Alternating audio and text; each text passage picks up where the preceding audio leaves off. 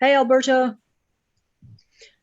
But we can continue to incorporate people. But if you want, Lolly, if you want to go ahead and start.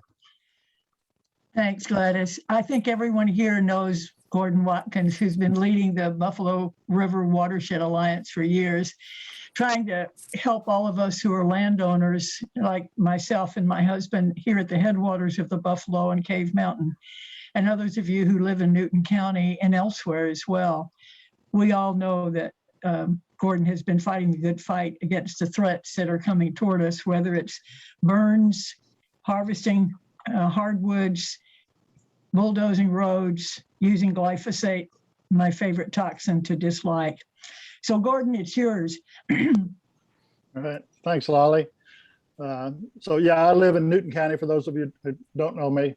And I've been involved with the Buffalo River Watershed Alliance, which in fact, Jack and I were the co-founders of that back in 2013, which was focused on the hog farm issue. And thankfully that was resolved by the good sense of the governor.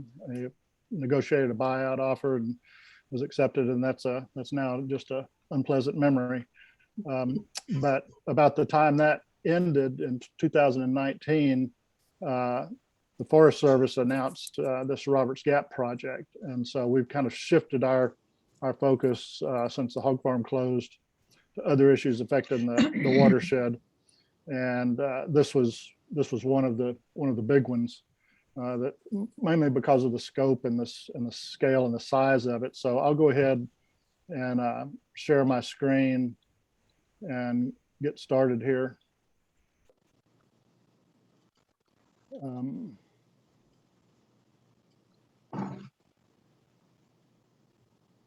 Everybody see? Yeah. So this is well, Gordon, before you get started, I'm going to mute everybody, and then can you unmute yourself to go on? So just so we don't get any background noise for anybody. Sure. You bet. And one other thing before you mute everybody, Gladys, we're thinking maybe Gordon should give his talk, and after that come questions. How about that, everybody? Yeah. Okay. All right. Thank you. Yeah. You can go ahead and do that. Just go ahead. Oh, wait. I'm looking for, mute all. Right. Okay. There you go. Unmute myself. Okay, there. Okay, so this is our web address. If you need to dig in deeper, obviously there's a lot to it that I can't go into today, but if you go to our website, buffaloriveralliance.org, you'll find a link to the Roberts Gap page where we post the information that's there. Now let me see where, there's my arrows. And so this is a picture in the background of the White River. And as you'll learn throughout this talk, this is one of the reasons this is such a special area of concern, is because it's a source of so many different iconic watersheds for Arkansas, for the Ozarks, especially for the state of Arkansas. But the White River being the largest of all of them, that originates right there. So a lot of people may not have heard of Roberts Gap, except Lolly, who lives there practically. But I was not that familiar with it myself when I first heard that term used. But I'm sure that everybody in the state of Arkansas, if they haven't been there, they've seen photos of Whitaker Point or Hawksbill Crag. And that's one of the iconic geological features of the state of Arkansas. And you see it plastered all over the tourism department's literature, and Tim Ernst helped promote it to fame and traffic that that those on Cave Mountain are not too fond of. And it has a feature, and it has a this talk will address some of that. So to show you a little closer where it is, those of you from Fayetteville, this is Highway 16 that comes through Pettigrew. Pettigrew is just off to the lower left of the screen there. Goes through Red Star up here, and then the boundaries are pretty much the highway. This is Highway 16, goes to Fallsville, comes back up to Edwards Junction, and then heads back down 21 to Boxley. And that's the boundaries on that side. And if you take off from Red Star here on the dirt roads, you'll come across the ridge top that most people know as Cave Mountain Road. And here's Whitaker Point up at the northern section of this map. And then this area encompasses about 53,000 acres, including the Upper Buffalo Wilderness area. Now, the Forest Service can't undertake any of its activities in the wilderness area proper, but they work right up to the boundaries of it, and then it will inevitably have some impact on the wilderness area itself. So if you take the wilderness area out, we're talking about 40,000 acres, roughly 60 square miles. And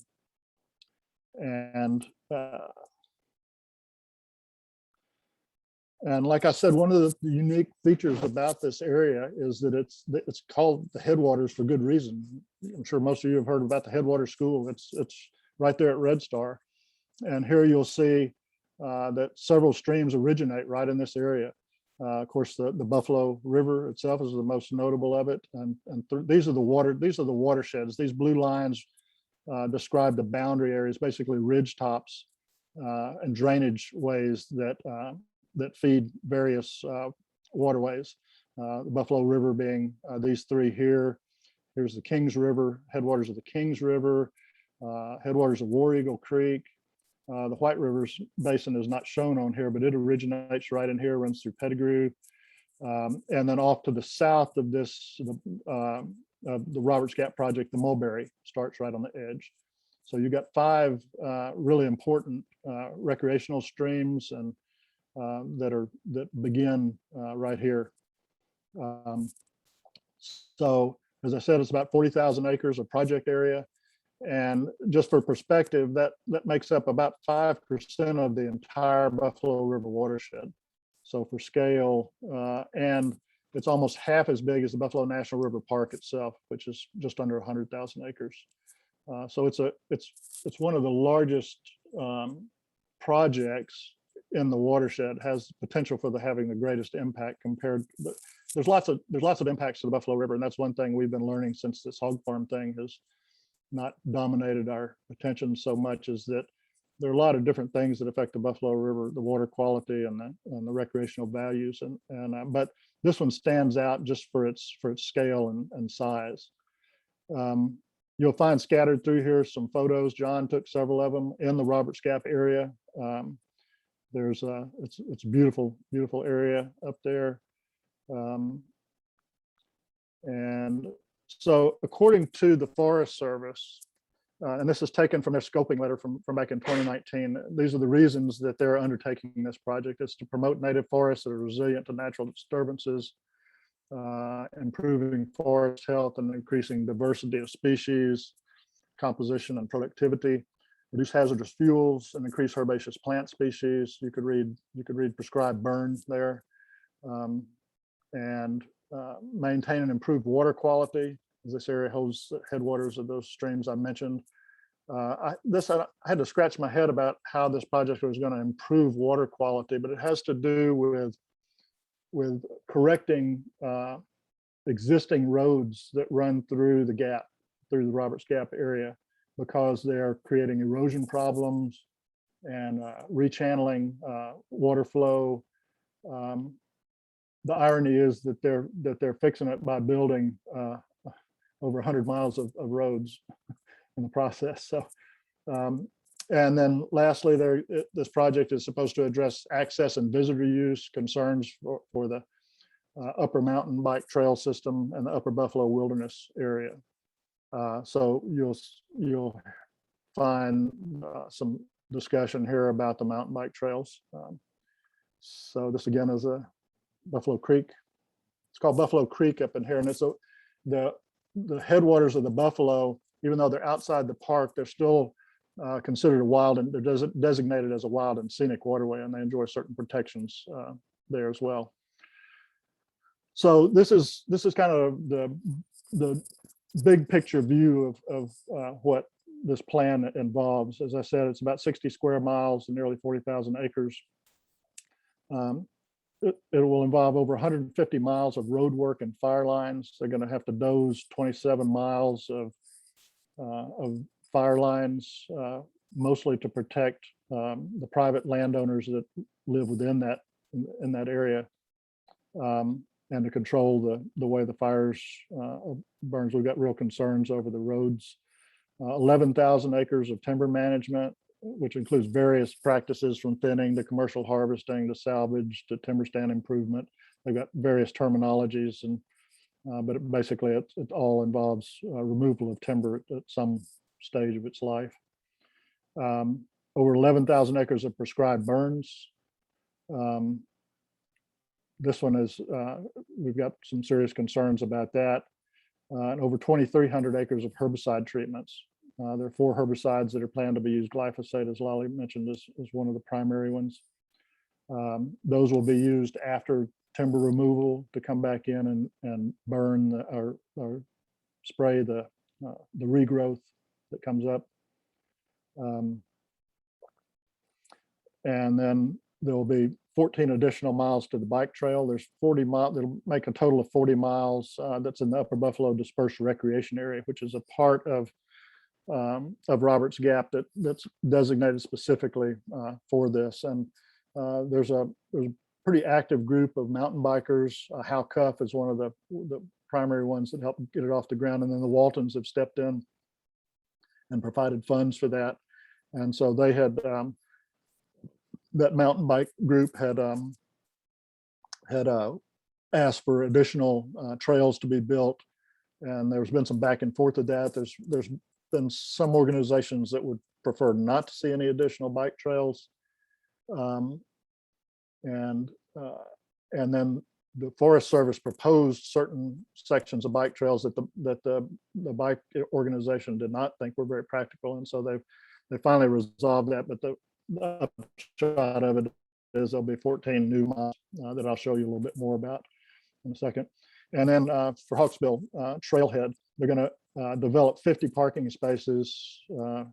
Those of you who have ever been up there on a busy day like today, no doubt is, know that the traffic is pretty serious, and the parking, people block the roads, and causes difficulty to get emergency vehicles through there, or even people's cars sometimes, I understand. So there's definitely a need to do something there. And so they're going to build parking spaces, and then they're going to relocate the beginning of the trailhead. They're not going to build a whole new trail, but part of the trail now runs across private land, and they're going to relocate that trail and build those parking lots there to try to take some of the pressure off the road.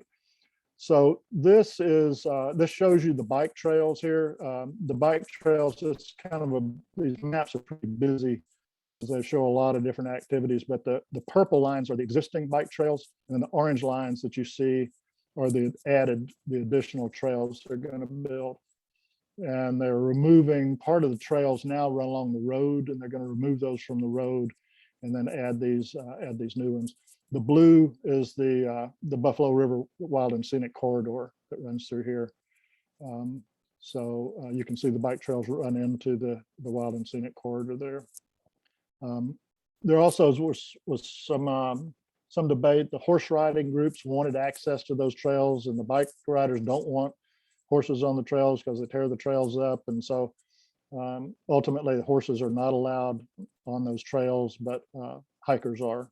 So, and I've not hiked that trail myself, but I understand it's a pretty easy, makes it a lot easier hiking through there because of the bike trails.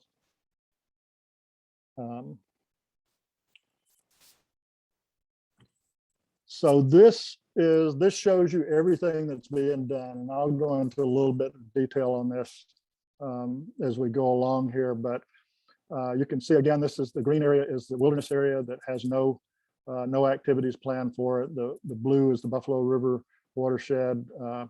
The very top edge of this, the northern edge, is where the river enters the park. That's the park boundary right there. So that's a Dixon Ford.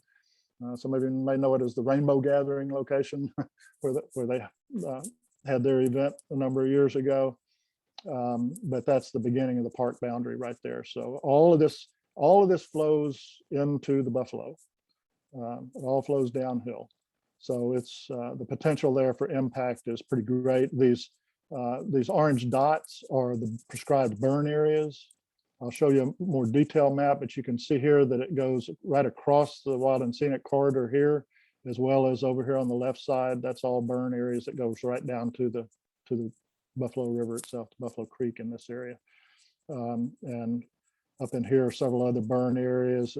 This shows the timber management. Here's the legend. It's a little more legible here. This is all of the things that are being done, including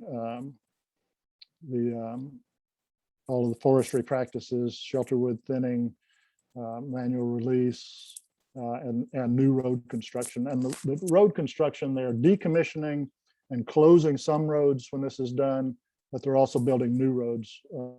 And anybody who's bushwhacked through the Ozarks has inevitably come across the remains of old logging roads that were built 100 years ago or more. And you know that they're a permanent scar on the landscape. They never go away. No matter what you do to close them off, they're still there and they're present, and they change the water flow patterns across the landscape, and they channel water in different ways and create erosion problems, which is one of their reasons for trying to close some of these roads. But as I said, they're in the process, they're creating even more. This is the Kings River, as I said, that originates there. So how has the public been involved in this process? NEPA has public participation requirements for federal agencies, and scoping, which is the way the Forest Service describes the project, began in 2019. It included two public meetings, which some of you here probably attended. That's when we first caught wind of it and began to get involved. They had a meeting in Hector and another one in Deer. And I have to say that the Forest Service is willing to engage with the public. We've met with them on numerous occasions, and they've always been very accommodating to meet with us. Unfortunately, they've not accommodated our suggestions very well. So out of those public meetings, they took all of that public input and created the draft environmental assessment. And that was released in August 2020. And it included 3 alternatives that were based on that public input. There was a no action alternative, which is always included, which they would do nothing. There was a no herbicide alternative, which was all of the other practices except for herbicide applications. And then the third alternative was other resources, they called it. And that's ultimately what they adopted, was that third alternative. So they had their original proposed alternative, and then they modified that proposed alternative to these other resources, this alternative 3. And then after they released that that draft environmental assessment, there was a public comment period where people could write in and comment on that draft EA, which Buffalo River Watershed Alliance did that. I keep losing my arrows here at the bottom for some reason. There they are. And so after that public comment period, those comments were then incorporated in a final environmental assessment, and a finding of no significant impact was released in April of 2021.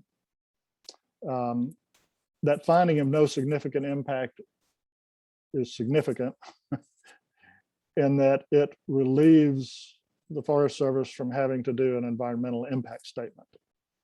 And we think that's a debatable decision on their part. So once that final EA was released, then there was a 45-day objection period. And then there was an objection resolution meeting by conference call that was held in July of 2021. And there were only 3 objectors, our organization and 2 others. You had to submit public comments in order to have standing to object. So if you didn't submit public comments, you couldn't be an objector. And then they had these very objectionable ways that they determine that 45-day objection period, they don't tell you what the deadline is. They tell you it's 45 days after the notice is posted in the Russellville, Arkansas newspaper. And so then each person has to calculate on their own, well, let's see, when is that deadline? And it happened to be that it fell right before Labor Day. And several people miscalculated it by 2 days and got theirs in a little too late, and they were not accepted. They have the authority to make allowances for that and accept them, but in this case they did not. One of the most important ones that were not accepted was Kent Bonner. So I don't know if everybody here knows Kent, but he's a well-regarded naturalist, and he knows this. He lives in Nail and knows this area inside and out, and he writes very well-informed objections, and he's working with us now to try to analyze some of the deeper information, particularly about the bats. So they held the objection resolution meeting, and then they incorporated those objections. Ostensibly, they incorporated those into their final decision, which was announced on October 27, just about a week ago now. And once that final decision is announced and signed off on, then technically the project can begin immediately after that. So that's not going to be the case because there were several changes that they made in that final decision from what had been announced before, based on that objection meeting. So most of those activities, the logging, the herbicide applications, and most of the burning will not begin for a year. It won't begin until September of 2022 at the earliest, and probably not until October. The two exceptions being the mountain bike trails can begin as soon as they have funds to do that work, and those funds are coming from outside sources. They're not Forest Service funds, so that's up to the mountain biking group to do that, but that can begin anytime. And then they have an 1,800-acre prescribed burn area that had begun implementation several years ago. They burned it twice, called the county line burn, and that will continue. So they'll probably do that burn sometime this winter, I would guess. This is another shot of Atkins Creek. Lots of waterfalls up in here. So, our position is that, you can argue forestry management practices, like things like whether you should use single tree selection versus even age management, or what's the role of fire in the Ozarks? Is it a natural phenomenon, as they would like to believe, or is it a man-made phenomenon? But without getting into too many details, our position as the Buffalo River Watershed Alliance is that most of the practices are acceptable if they're done at the appropriate scale. And that's our biggest issue, is the scale and the scope of what's being done here and the cumulative impacts of it. With the exception of herbicide use, we don't think there's any place for introducing toxins into the environment in general, but particularly into this area, which feeds recreational waterways where people are in contact with the water. So, and also the presence of several endangered species that we'll talk about a little bit more. So it's the scope and the scale and the cumulative impacts to the water bodies and to those threatened and endangered species were not adequately considered in this environmental assessment, in our opinion.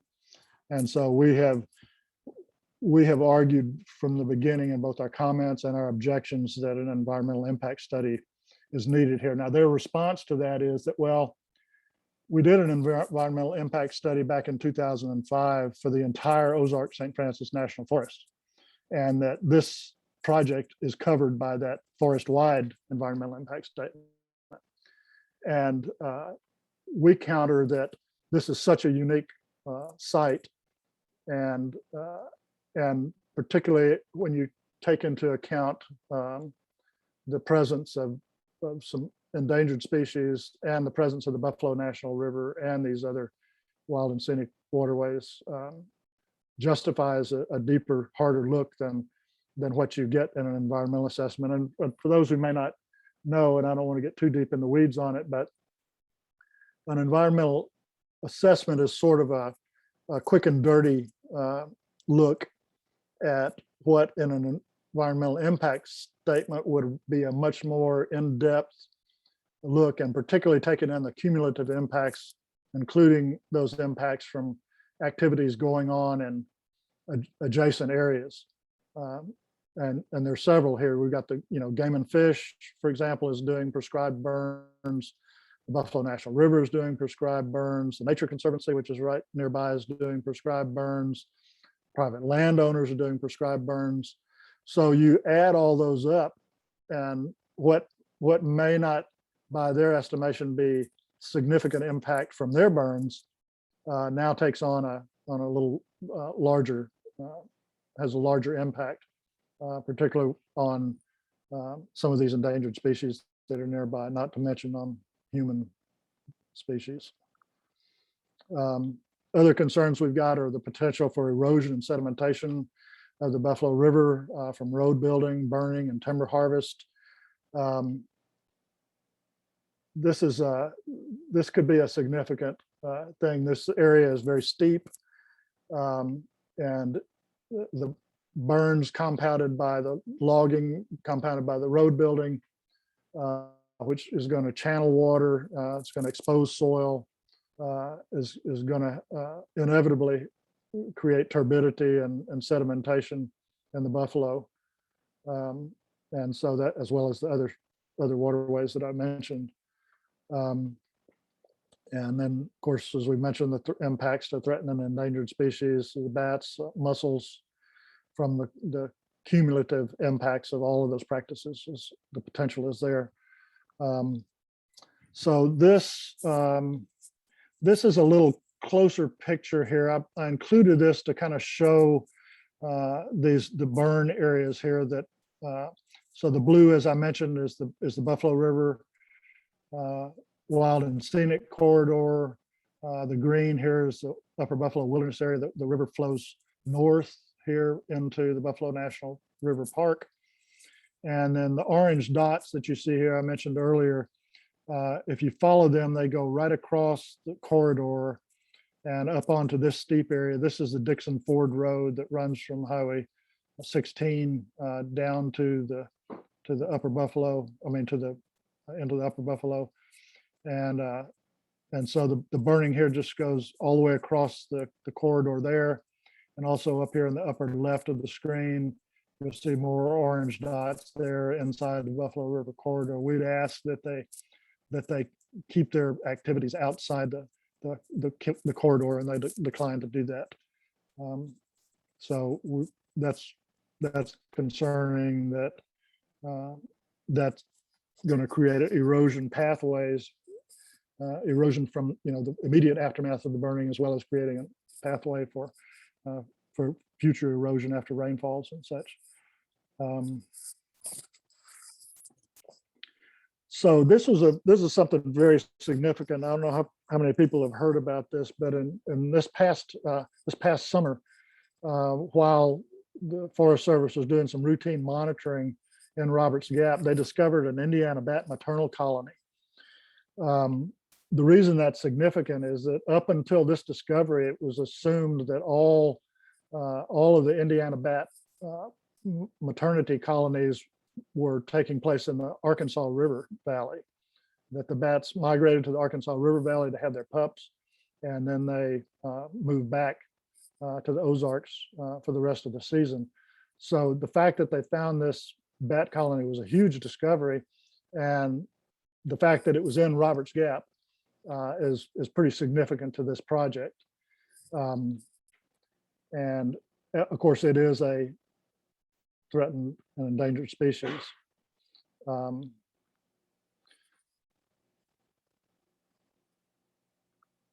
So for a little larger perspective, this view from Google Maps shows, here's Hawksbill Crag for reference. This is the boundary of Roberts Gap. There's Highway 21 going down to Boxley. This is the Buffalo National River corridor here.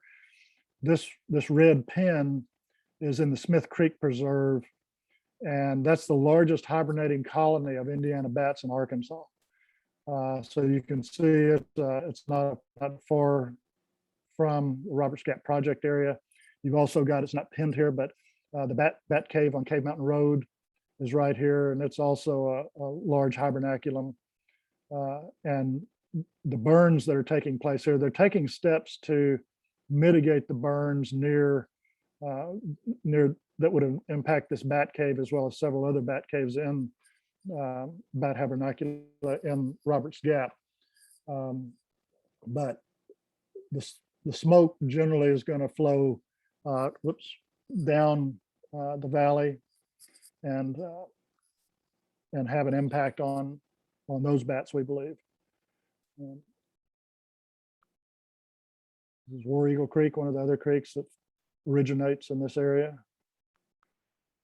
So what can be done? So the Forest Service and its final decision that was released last week included 2 new items that we were glad to see. One of them is during the objection resolution meeting, one of the objectors, Joseph Morgan, asked that the Forest Service do water quality monitoring as part of this project, and they agreed to do that.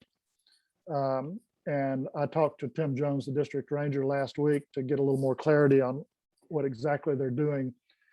And they've already begun collecting samples, but they're planning to get baseline data before this project begins.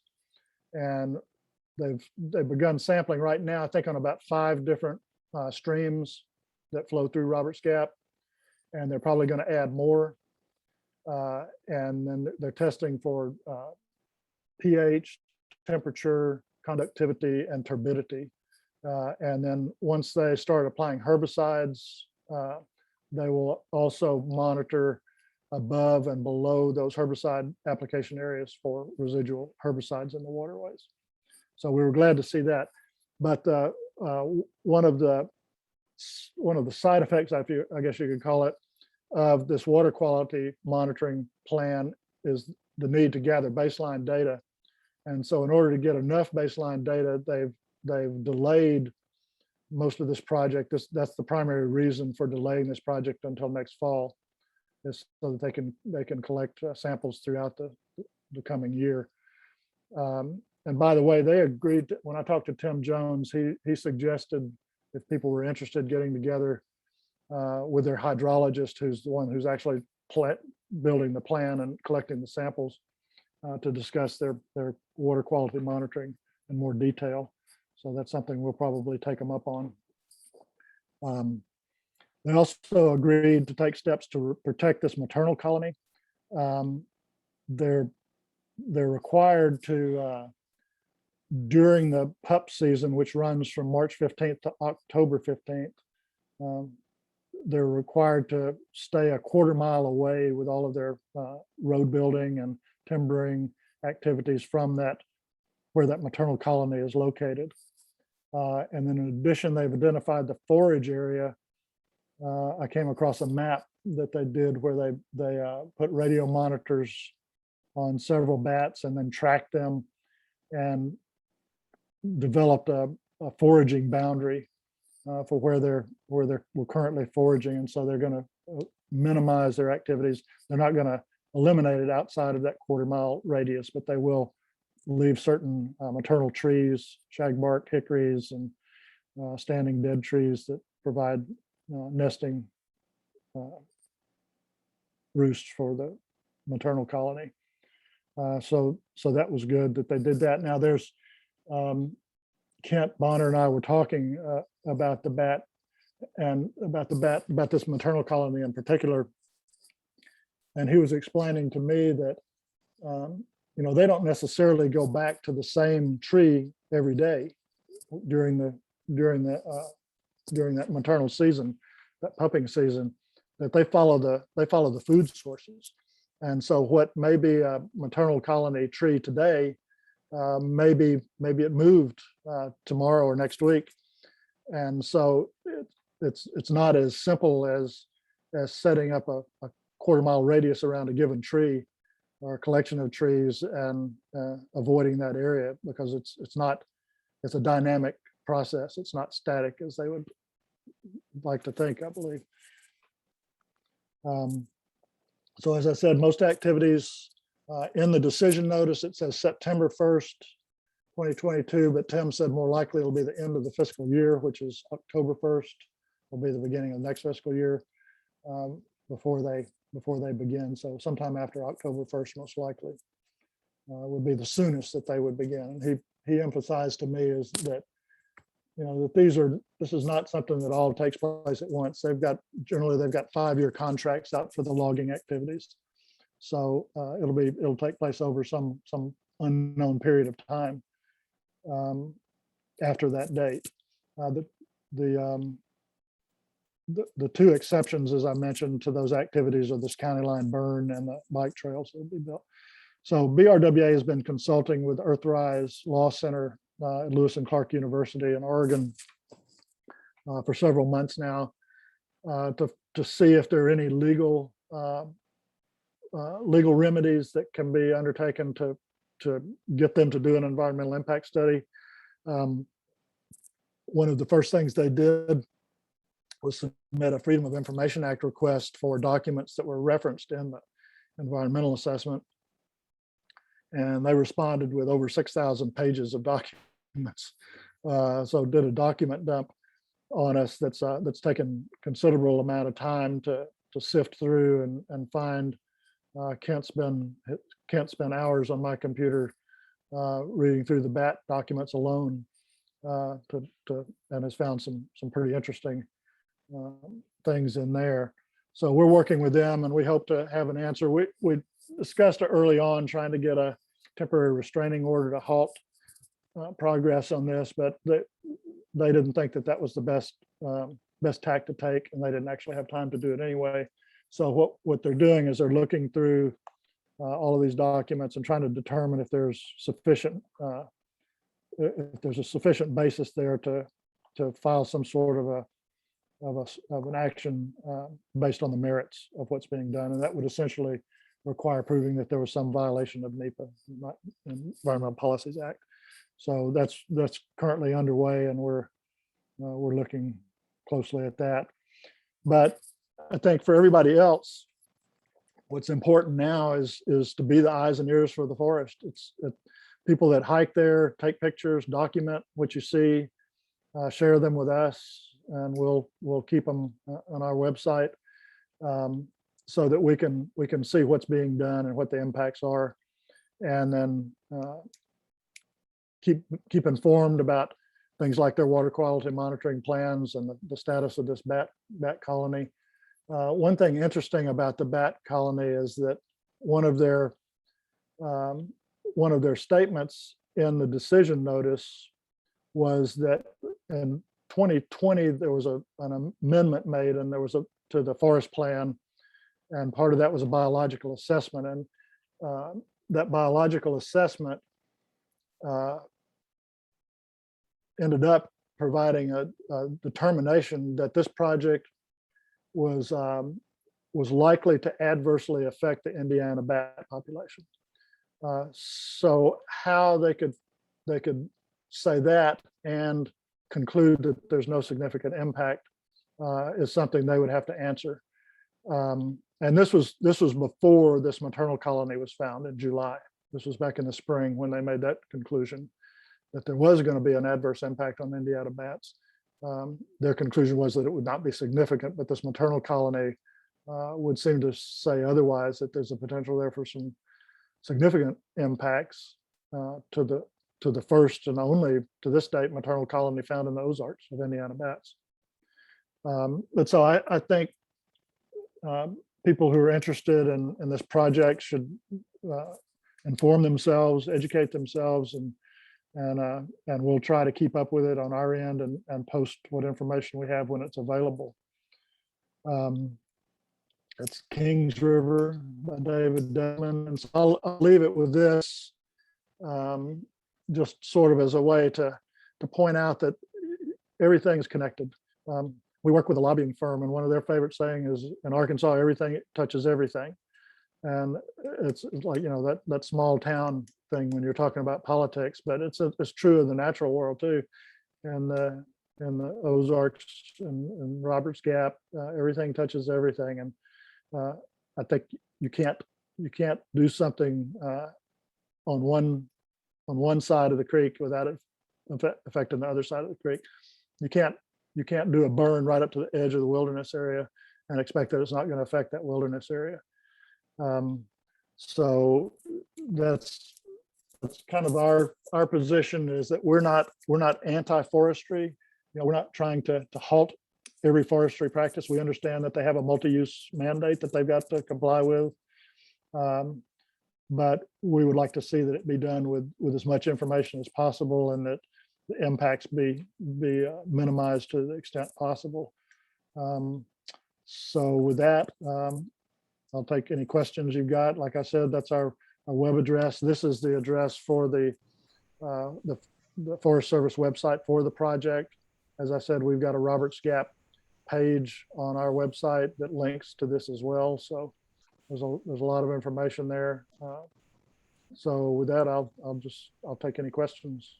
Gordon, this is Lolly. I've got a question. The hydrologist that you mentioned for Tim Jones, can I just call him and say, will you come monitor my spring? It's our only drinking water source. What do I do when you said monitoring? Yeah, I don't know if there would work outside of the Forest Service boundaries or not. I would probably guess not, unless you could show that there was the likelihood of a hydrologic connection between your spring and the Roberts Gap area. But if you thought there was, I haven't looked at the herbicide component of the map closely enough to know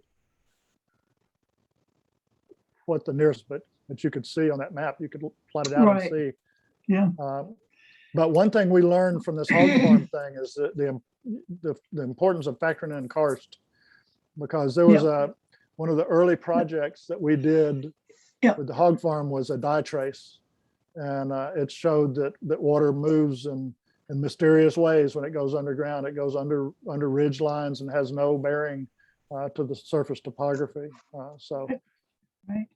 We had to fight the Carroll County Electric Cooperative too when they were coming through spraying, because it's right above our spring. The lines are right above our spring, about 100 feet below. So you were part of that, if I remember right.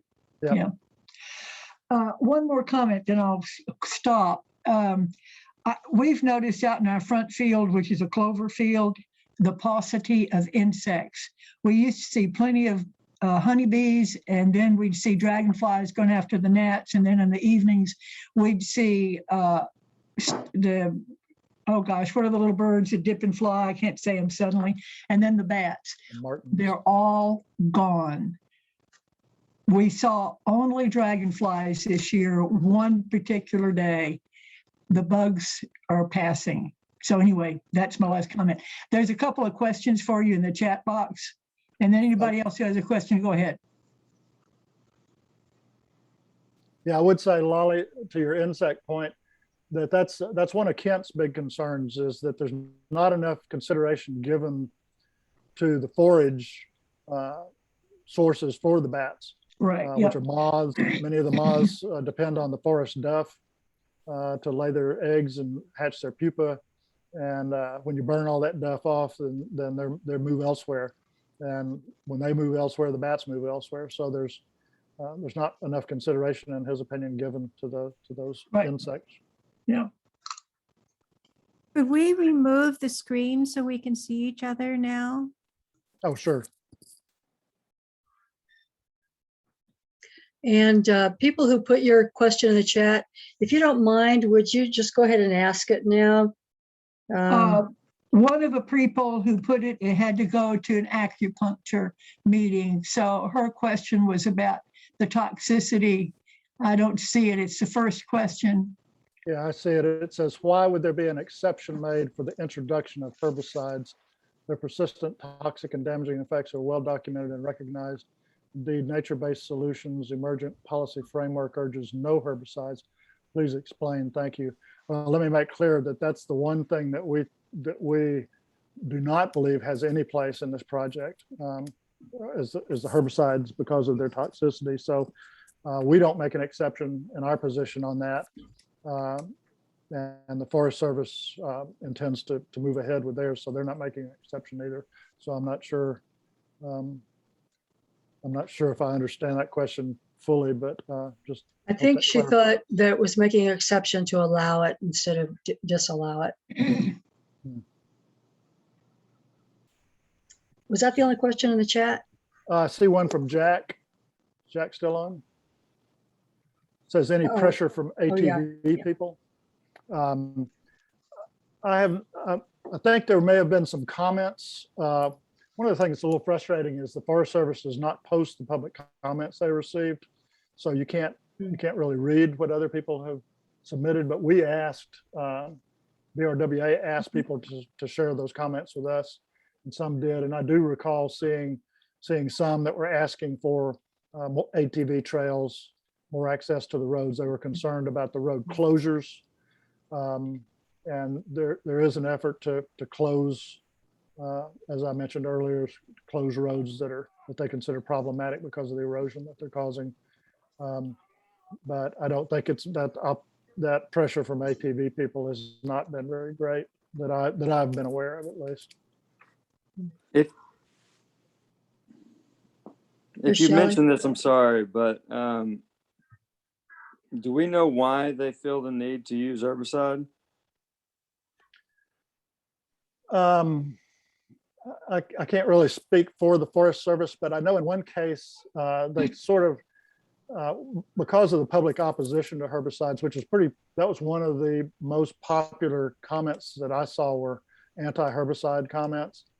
And they did concede that they would reduce or eliminate the herbicide applications from one, I think, 600-acre block, that they had concluded that manual treatments were feasible and preferable in that area. So it's not that they don't have alternatives. There are mechanical alternatives to herbicide treatments, but I suspect it's an economic reason that it's cheaper to go in there with herbicides. And what they're doing is they're killing back the undergrowth that emerges after timbering takes place. When they remove logs, it opens up the canopy, allows more sunlight at the forest floor, stimulates underbrush to grow, and that's what they're killing back. So I suspect it's an economic rationale that they're using. Yeah, I have a question. I've read recently that NEPA is threatened in the new infrastructure bill, and it sounds like you are dependent on NEPA for the environmental impact statements. And I'm wondering if you know anything about that. I don't know much about that being threatened under the new plans. I have not followed that. I know that there were some changes made under the Trump administration that supposedly the Biden administration was going to reverse steps that were made it easier to get these environmental assessments done, and in some cases eliminated the necessity to even do an environmental assessment, much less an environmental impact statement, as a way to streamline the process, eliminate paperwork and red tapes was their rationale, logic for doing that, and that there are attempts to reverse that in the Biden administration, but it's not taken place yet. So Biden has not yet reversed it. No, not yet, not to my knowledge, no. All right. Well, I do have another question, if you don't mind, and that is there any connection between the Forest Service and the timber industry? And why do we need to thin hardwoods anyway?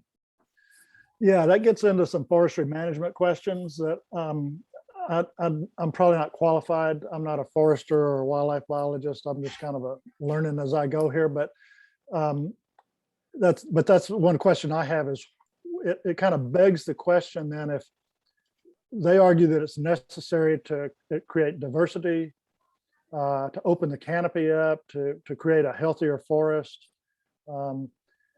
But then that begs the question, well, what about the wilderness areas? Does that mean that the wilderness areas are mismanaged forests because they don't have any of these treatments? It'll be interesting to see, to be able to compare 20 or 30 years from now, assuming that this project proceeds, to compare the Upper Buffalo Wilderness area to these treatment areas and see just what kind of impacts they have. But the Forest Service, well, it has a mandate, and its mandate is to manage the forest lands of the U.S., the public forest lands of the U.S., and to do so from a multiple use basis, and that includes commercial timber, commercial logging. So they're required to include timber removal for commercial purposes as part of their plan. They will tell you that they try to do that in a sustainable way. But as always, the devil's in the details. As I mentioned, you can argue whether you should do single tree selection, go in there and select based on the specific trees you're harvesting, rather than their goal is to do what they call even age management, where all the trees are the same age, can be harvested at the same time.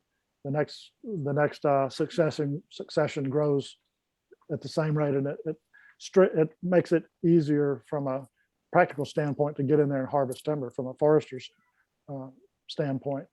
But your question about the connection between the timber industry and the Forest Service, I would assume that that those timber companies have a lobbying presence, and that they're pushing. They lobby for the ability to remove that timber, just as we might argue for the need for more wild lands. So it's a political connect. There is a connection there. It's supposedly done at arm's length, but it's done through the lobbying process. Would be my guess on that.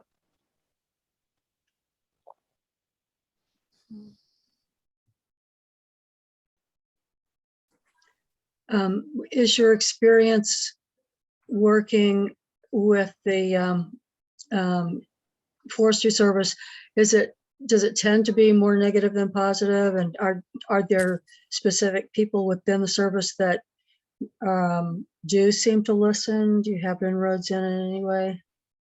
I would say that my experience, just on a personal level, talking with the Forest Service and meeting with them, has been positive. I mean, they're always, I can call them and I'll get a call back generally, or an email in response to questions I've got, and they have invited us to engage with them and to try to resolve any concerns we've got or questions we've got. So on that, in that regard, they're accessible, and they're happy to talk with you, which isn't always the case with agencies, state or federal agencies. But that said, we have also found that they don't do much to accommodate our concerns. It's not 100% true. I mean, they agreed to protect this maternal colony, which they're required by law to do. They're undertaking this water quality monitoring response to requests from the public. Although our attorneys said, well, why weren't they doing that in the first place? They should have been doing that without the public having to ask for it to be done. So there are some small concessions that they make, and I don't want to sound cynical and make it sound like they're doing that just to satisfy some requirement that they respond to the public. But I have not seen very substantive responses or efforts to incorporate our requirements. I mean, our suggestions or requests to them. So that part has been a little disappointing. What should we do? I mean, do you have talking points on your website about, or is it too late to submit comments, or? Yeah, it's too late to submit comments. And we kind of started into this late ourselves. Like I said at the beginning, we were so preoccupied with the hog farm issue that we kind of came into this a little bit late, and we've been having a learning curve uphill learning curve, since we first found out about it. So other organizations like the Newton County Wildlife Association have been doing this work for years. So, we were learning about the comment process, and we tried to notify people about that ability to make those comments, but we weren't well enough informed ourselves to really provide talking points at that stage. This was 2 years ago now, or 3 years ago.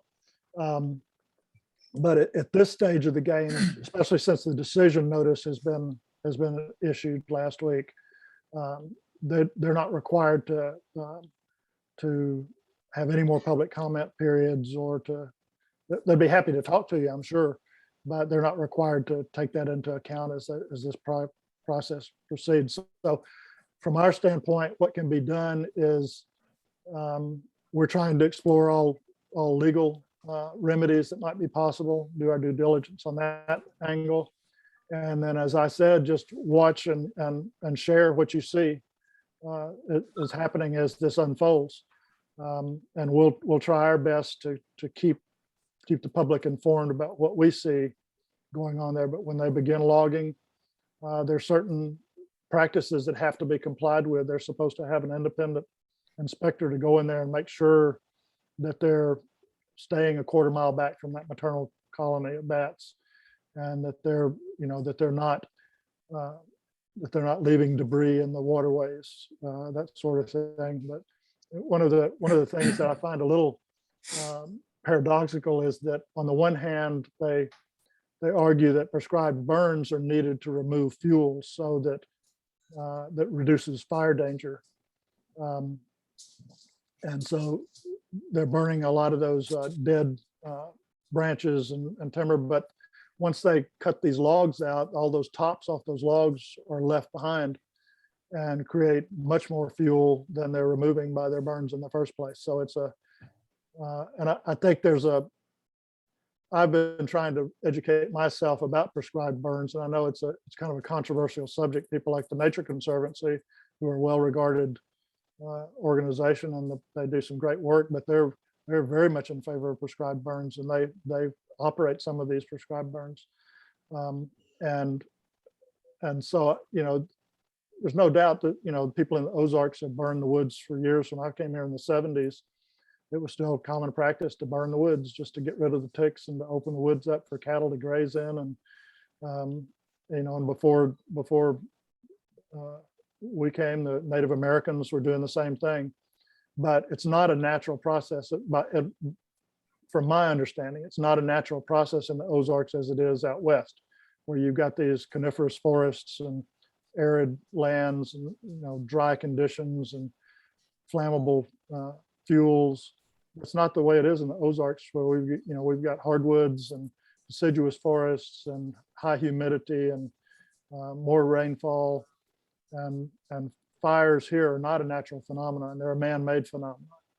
And so I think that argument is not satisfying to me, and I may be wrong. I'm trying to understand it myself, but it seems to me if they are trying to remove fuels to reduce fire danger, then why are they creating more fuel by the logging practices they're using? Well, That's a question to me that I remember discussion. It was been a number of years ago, but discussion that foresters in the Ozarks were really being trained based on forestry practices in the West.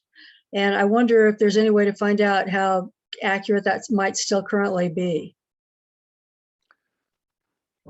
Yeah, I don't know. I don't know enough about forestry practice, Western forest practices to know. I mean, we do have pine stands here, and they're managed differently than the hardwood stands. So it would probably be true that there's similarities between that for those pine stands. Kent also mentioned, we were on a walk with him, he mentioned that the fires compact or change the soil so that it's harder actually for the trees to grow that they want to conserve. Yeah, I think that's probably true. In my experience, going in the woods after a forest fire, after we had a fire here near me that was purposely set, and the woods yeah, that took them quite a while to recover from that. But yes, and then that causes more runoff, less penetration during rainfall, and more sheet erosion until you get some cover that's coming back. It's got to be done. Those prescribed burns have to be done under very particular conditions. The wind has to be just right. The humidity has to be just right. The ground moisture has to be just right. And sometimes it gets away from them and winds will shift and goes in ways that were unpredicted. And it's the size of these burns that's also a concern, because most of the burns that are being planned are at least 2,000 acres at a time.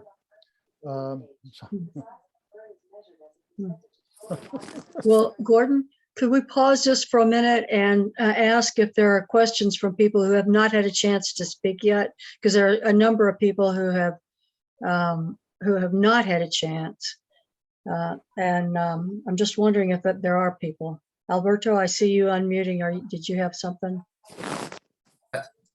Thanks, Gladys. Yes, just the naive question is coming from me. I believe you mentioned working with a law group about this situation, and I remember at some point, one of the earlier sessions we had, we discussed the general term, the rights of nature. And I wonder if in these discussions you are having with this group, that has come up, because from also what I recall, many of these cases that were presented in a book, I don't remember the exact title of the book, maybe Lolly or Gladys, Shelley may remember that. But I remember many of the cases explained in this book went on for quite some time with the litigation, and some of them, perhaps few of them, eventually won. But at least in this case, you could be gaining some time, right, by using some of these arguments on a lawsuit. Again, defending the rights of nature. Yes, if your question is, have we discussed that with these attorneys, the answer is no, we have not gotten that far into the process yet. This is a pro bono law firm, public interest law firm that's connected with the Lewis and Clark University. So they use law interns to do a lot of their grunt work, and we help what we can. But as I said, they're busy right now sifting through many thousands of pages of Freedom of Information Act request documents. And they have won numerous cases against the Forest Service across the country. It's Earthrise Law Center is the name of the operation, and they helped us in our federal case against the hog farm, along with Earth Justice. And they were interested in looking at this, at our concerns here, but they have not yet resolved whether there are true merits to challenge this. But their early opinion to me was that the best avenue for a challenge would be a violation of NEPA. And they have not discussed, I have not discussed with them this topic. I've heard of that approach as well, and I'm not sure if they've been involved in cases like that or not. It's an interesting angle. Alberto, this is Lolly. I think that's a wonderful angle to bring to the law students at the Earthrise Law Center. Bolivia and Ecuador and South America have won some cases. I believe it's true. I don't remember the name of the book, like Alberto said, I don't either. And also based on the commons, land that's held public lands. So rights of nature and based on public lands held in common might be an approach that could be helpful. I'll bring that up. And Jack, I see you unmuted. Did you have something you wanted to say? No, well, actually, yes, of course.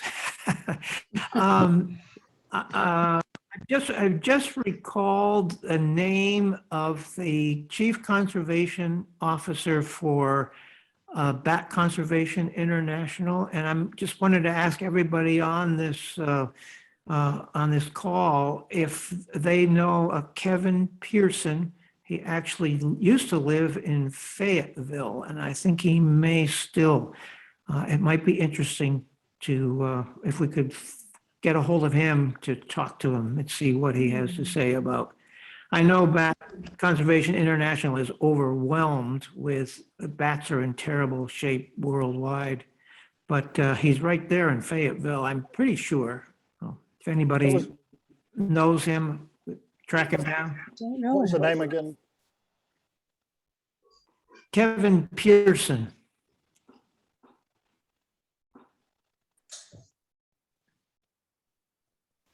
For those I of you, had an email of was when he was with Audubon, so I don't have it anymore.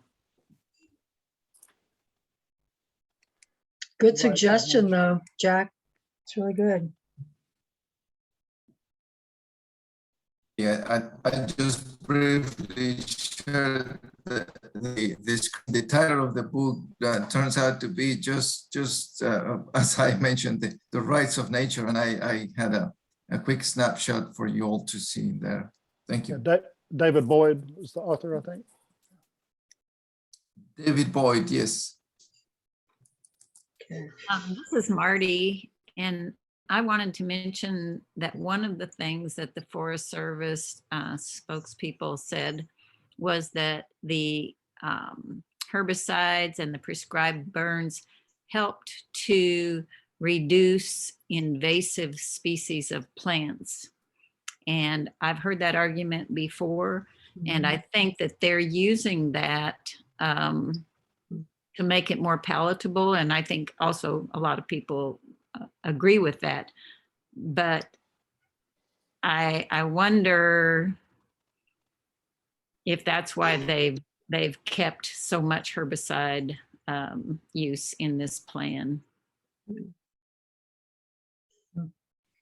Yeah, I think that's probably part of it. And it gets back to the economics of it. I think there are alternatives, as they admit that there are alternatives. So if they would consider those alternatives, I think they could find a way to avoid the herbicides. It's kind of the problem of putting a price tag on those costs that you don't see. You know, what is the ultimate cost? It only, you know, might only cost you $20 a gallon to buy the herbicide, but what are those environmental costs that you pay if you could attach those to it? It'd probably price itself out of range. Other questions or comments? In the environmental, you said they haven't done a complete EIS, but they have done an EA. And so I'm wondering, do they have impacts on the fish from the herbicides or on the insects from the herbicides? Certainly the burns must kill insects too. And then that allows erosion, which would affect insects, which affect them. I mean, that's like the Muir quote. I mean, everything is interconnected. So I'm wondering if they have done assessments that give that information or that data. I think that is their finding of no significant impact. I think they won't tell you there's no impact, but that the impact doesn't rise to the level of significance that would require an environmental impact study to look more closely at it. And that's basically the crux of our argument with them, is that we think it does rise to that level, and that they haven't considered all of those cumulative impacts when you take all of that stuff into account together. Other thoughts?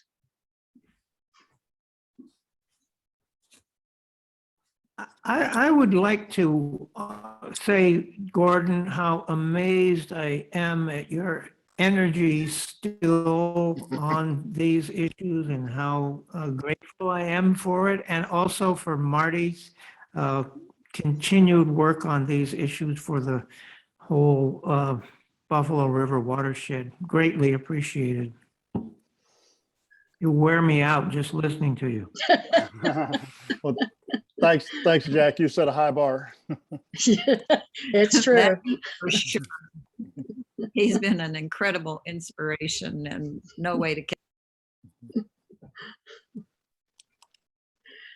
Well, I'm kind of wondering if anybody, Ken Pearson, that apparently is a Fayetteville person that nobody seems to know. And I'm wondering if anybody would be willing to track him down for Gordon. Kent or Ken? Kevin. Kevin. Kevin Pearson. Yeah, Pierson. I will look also. Maybe some of the former Audubon people know where he is. I'm pretty Yeah, sure okay. he's still in Fayetteville. Okay. He's a foodie. Oh, yeah? I would think Kent might know him. I'll check with Kent too. By the way, Okay. I don't know how many of you know Beth Ardapple from Yeah. over at Bass, but her son, Pedro, is a wildlife biologist, and I've heard that he's the one who located this maternal colony of bats. Wow. Because they had I think they had some indication that it was there, but it was in such a steep and rugged area that nobody was willing to walk into it in the middle of summer, and that he did, and that he was the one. I haven't confirmed that with Beth yet, but that's what I heard from a couple of sources. Wow. So cool. Gordon, this is Lolly. That reminded me that Pedro came here with Nick Rowland, I can't say his name, Buffalo River Foundation, where we have a conservation easement. I wonder if there's anything that those of us who are near Roberts Gap having conservation easements, would that be of any help at all? Pedro was here, and Noland is his last name. He's in Blue Rock. Yes, Noland. that's it. Exactly. Just another thought. Yeah, that might be a question for Ross. He's an attorney. Right. It would be nice to have some input from local lawyers, because way out on the West Coast does seem like it's a long way to know exactly what their experience has been with our area. Yeah, they've worked with Heartwood. You're familiar with that organization? They're in Tennessee, I think. And I guess their expertise is with the United States Forest Service and in general, I guess. So not so much site-specific information, I guess, but forestry practices in general is kind of their specialty. And we talked to numerous attorneys before they agreed to work with us. We talked to Earth Justice. They actually referred us to Earthrise, and we'd had some previous connections with them. We talked to public interest attorneys in St. Louis, and most of them just didn't have the time. Most of them were just covered up with other projects. Didn't have the time because as public interest firms have lots of pulls on their time. Well, that does bring up another question for me, though, about the U.S. Forest Service, and if there's any kind of a complaint process through them that might be, a way to approach the state level Forest Service. Yeah, I don't know about that. I would assume, I'm sure there's some avenue to file complaints. They would have to be pretty specific, for some violation to have occurred. That's why I mentioned that keep our eyes and ears on the forest, because if you saw, for example, if someone was to hike through Roberts Gap when the logging was taking place and you could see evidence of serious erosion or where brush had been, for example, they're not supposed to, they have this term called large woody debris that they put in streams intentionally, and the purpose is supposed to be to improve habitat for fish and to slow erosion down, but they've agreed not to put that large woody debris in any of the wild and scenic rivers, the Kings or the Buffalo drainages. So if you saw, for example, treetops left laying across the wild and scenic corridor, that would be a violation, and that could be reported. And there's a process, I think, to follow that up. I don't know exactly where that would be filed, but I've got contact with the district ranger. That's where I would start, Tim Jones. Would that be only in the streams, or would that be any place that was left in the corridor?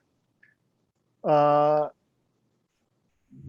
not sure that they're actually going to be timbering in the corridor. I don't think they are. The burning is the only thing that I saw there. I'd have to go back and look more closely at that, but I think the burning is the only activity that's taking place in the wild and scenic corridor. But of course, all of that land up in there is so steep that it's whatever's done up above a given point is going to have an impact on that waterway to some degree or another. So, but I don't think they're doing any timber management activities in the corridor itself. But it's easy to look at a map and see those lines drawn out, but when you're out there on the ground, it's a little trickier to know if you're in the corridor, is your right foot in the corridor and your left foot's out. Right. I have this question keeps coming to me about the insects. I mean, haven't we lost like some 70% of our insects? And I'm wondering if they have been considered in EIS.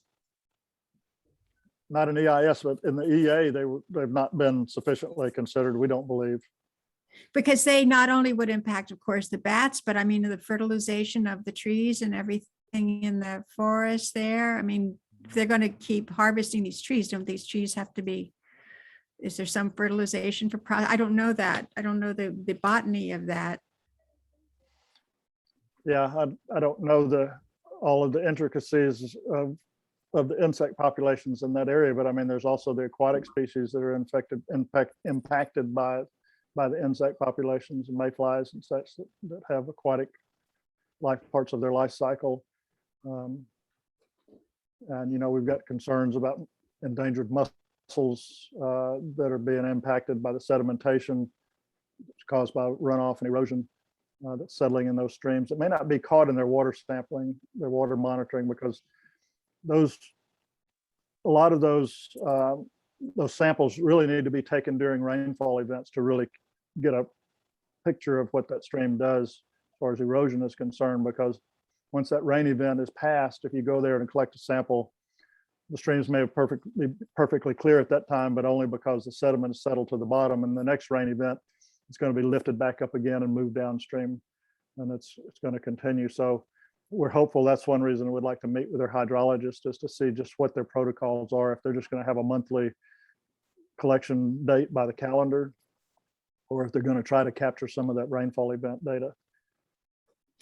Well, also, I mean, the birds would be impacted. In our walk with Kent, he explained how this one whole section of trees were lost because the birds were gone, because the insects were gone. And it's All connected. all connected.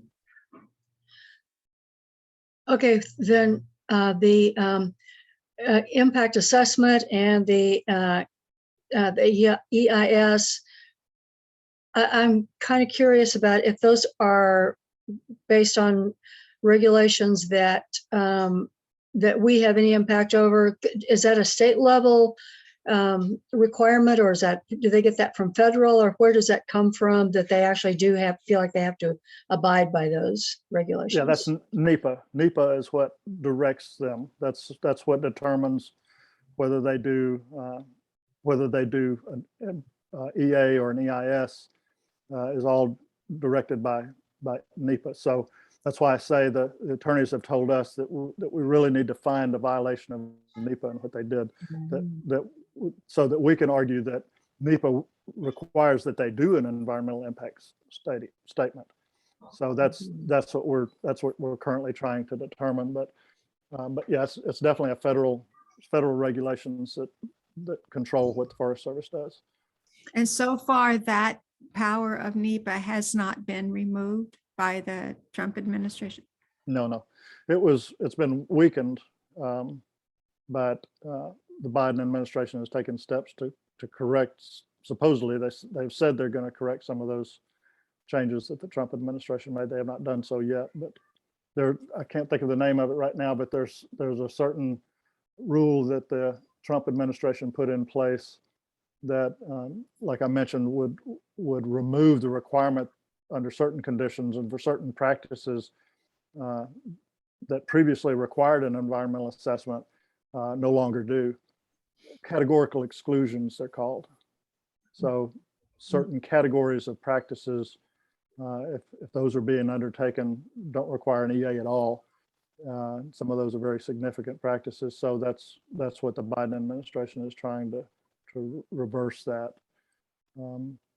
But yeah, to impact that NEPA is that's what environmental attorneys all over the country are trying to, that's their bread and butter. Is there any good place to kind of get an overview of what NEPA requirements, kind of to have kind of an understanding about that better for ourselves? Yeah, I don't think we've got a link to it, but that's a good point. I should probably put that on our website. But yeah, it's under the EPA would be where you would find the NEPA rules. Okay. Yeah, I was reading that some of the big petroleum industry and toxic industries are fighting within the infrastructure bill. I heard they were fighting to remove some of the powers of NEPA. But I have not read about that recently, so I don't know what's happening. I think it's a constant battle between industry and environmentalists. It's a pull and tug thing that goes on with NEPA continuously, I think. I'm kind of wanting to just check in again with people who are not jumping in as fast as some of us. And Valley, I see you. Yes, talking about connectivity, I was wondering if anybody's got a list of environmental groups other than their own that can be connected if we need help, say, for instance, on the Roberts Gap, interested in connecting with more people in the area that might not know it. You know, if they don't have a Facebook page or whatever, or they're not on your notification list or something. That's a really good idea. A really good idea. Because making a network stronger is a really powerful way to really cover our bases in so many areas. Is anybody aware of like a network connecting hub of any kind? I'm not, but that would be very useful. Heartwood is the nearest organization that I know of that's most similar to the Ozarks. And they've been at it for a number of years. And they've been up against the Forest Service on numerous occasions. I know Kent's worked with them quite a bit. Of course, the Newton County Wildlife Association has a long history of battling forest issues with the Forest Service. But beyond that, I'm not aware of. There's another one called Dogwood Alliance out of, I think, North Carolina. Y'all familiar? Yeah. And they've been fighting some of the same battles we have. Mm-hmm. And then like Audubon and some of the big ones too.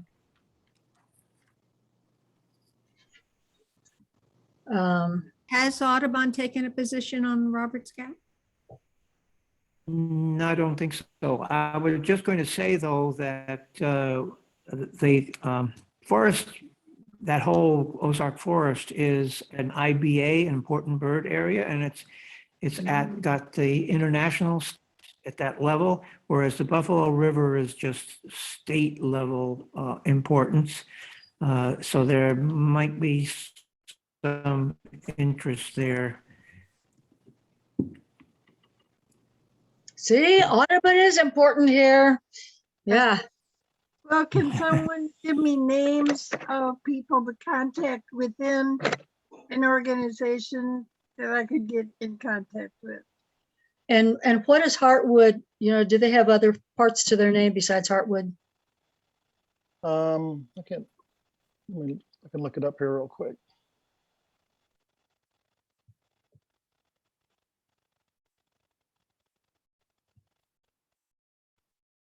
The Ozark Society was Mm. pretty active in this as well, but their main thing was to try to get the areas close by the wilderness areas left alone so that later on they could be included in the wilderness area. So not to do something to them that would then rule out in the future that they could become a wilderness area. But the Forest Service didn't go along with that. Hmm. It's, That's a it- very significant idea, though. I think. it's Did you Kentucky find anything, Heartwood. Gordon? Yeah, it's Kentucky Heartwood. I said Tennessee, it's actually Kentucky. That's their Okay. name, Kentucky Heartwood, and it's kentuckyheartwood.org is their website. Okay. And I know that Newton County Wildlife Association has collaborated with them in the past. I think Does, we were working with them when we first started back in the 70s, weren't we? I think so, yeah. Does Newton County Wildlife have a webpage now? No, No. Okay. no, Kent's lucky to have a telephone. And he's pretty much it. He and Dennis Larson are pretty much Okay. the Newton County Wildlife Association now. Okay. Kent and who else? Dennis Larson, Dennis he Larson. he lives near me in Parthenon, Okay. but both of them are pretty much Luddites.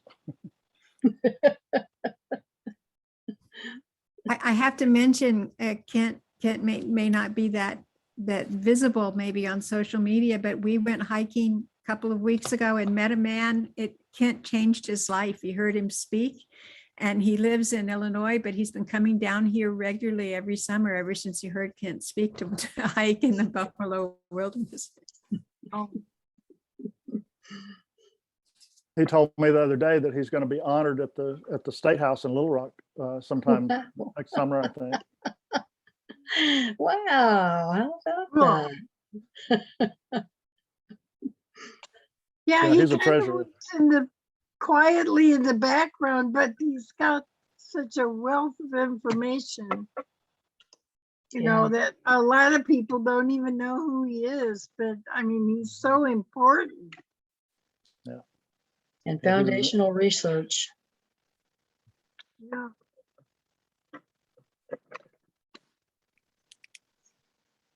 Okay, so how about, it's 3:00 and I'm kind of feeling like the questions are kind of winding down. I wonder if there's, Gordon, could you remind us of your website and Sure. contact information? Yes, it's Buffalo River. I always get it confused because our email address is different. Buffalo River Alliance.org. Okay, and do you have you want to give us a phone number or email address or anything? Yeah, email is buffalowatershed@gmail.com. Okay. All right. And then for some of these things that have been coming up, like if somebody noticed something that you really should know, if they could just email you at that address. Sure. And so, as we're kind of as we watch the forest, Yeah, we absolutely. need to share your contact information with people so that Yes, we definitely. can enlarge that network. Yeah. And then I'm wondering, Valley, you were pretty interested in that network, and I just wonder if you want to just start a spreadsheet or something that we could kind of start collecting that. I flunked out on spreadsheets. Well, how about a Word document that just starts collecting the stuff? Would that be okay? Yeah, I am interested in connecting people in groups. That's, Yeah. I think, where I could do the most good. Yeah, that would be great. I think you're exactly right. That's an incredibly important and powerful thing that is apparently it's not being done yet. So it needs to be done. Well, I know Lolly shared with me that you're doing a climate program every month, and I wasn't aware of that. And so then I got on your newsletter, and I mean, I've just found such astounding information. Whenever I'm on there, it's like more people ought to know about this. And then this past summit, the environmental summit they just had this weekend. It's just so much information is out there, and I think that it's not getting to the people.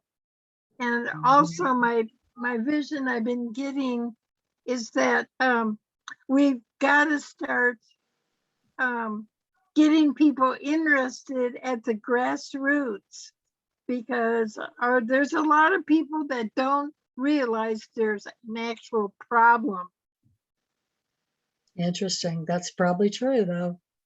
Valerie, we were talking about for next month, possibly showing videos from the 6th annual environmental assessment. I was on the renewable energy one. I don't know which ones you saw, but the renewable energy one had so much really essential information on it.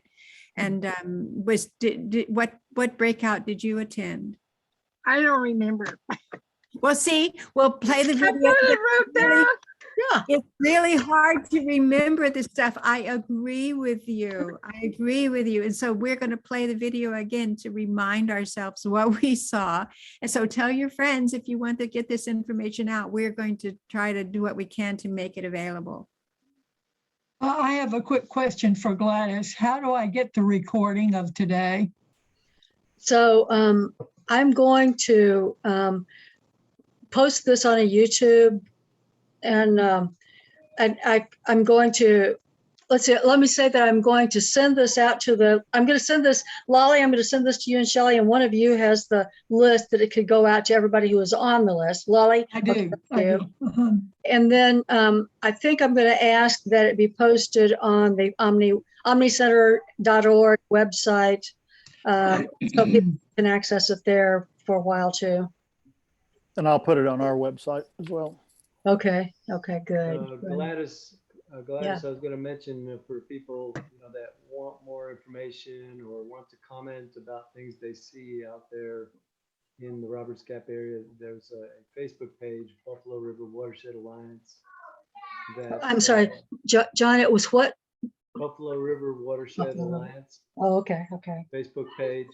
Okay. And Jenny keeps up with it, and some of the other folks keep up with it too. And a lot of people get on there and make comments about things they see out there. So that's Yeah. It's sort of a little bit of a gathering place for things that people notice. Okay, that's great to know. Yeah. Any other good social media sites people may be aware of that we could include in our network building? I just pulled up the Dogwood Alliance website. It's dogwoodalliance.org.